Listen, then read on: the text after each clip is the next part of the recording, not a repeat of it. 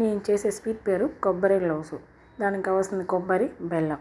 So నేను కొబ్బరి చిప్పలు తీసుకొని పీల్ తీసేస్తానండి.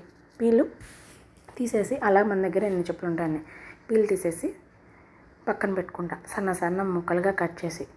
మనం ఇక్కడ బెల్లం ఎట్లా అంటే ఒక్క చిప్పకి ఒక బెల్లం, అంటే సుమారైన చిప్ప తీసుకుంటే ఒక బెల్లం గడ్డ అనేది కావాల్సి వస్తుంది.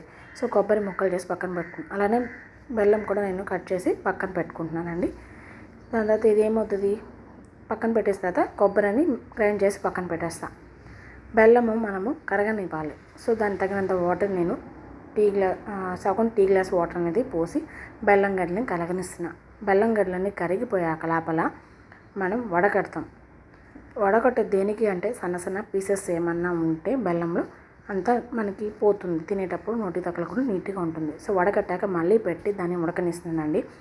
ఉడకనిచ్చినప్పుడు బాగా ఉడికిపోతుంది, బబుల్స్ బాగా వచ్చినప్పుడు కొంచెం మనకి పాకం వచ్చినట్టు తెలుస్తుంది. సో మన కొబ్బరి తయారు చేసి పెట్టినాం కదా, ఆ కొబ్బరి దీనిలో వేసి ఒక 4-5 స్పూన్స్ దాకా నెయ్యి అనేది వేసి కలపెడతాం కొంచెం గట్టిపడాక ఒక ప్లేట్లో నెయ్యి పూసి ఆ కొబ్బరి అనేది స్వీట్ని తడితే కొబ్బరి లౌజ్ అనేది అయిపోతుంది. మీరు ఒకసారి ట్రై చేసి ఎలా ఉందో చెప్పండి. Thank you for watching.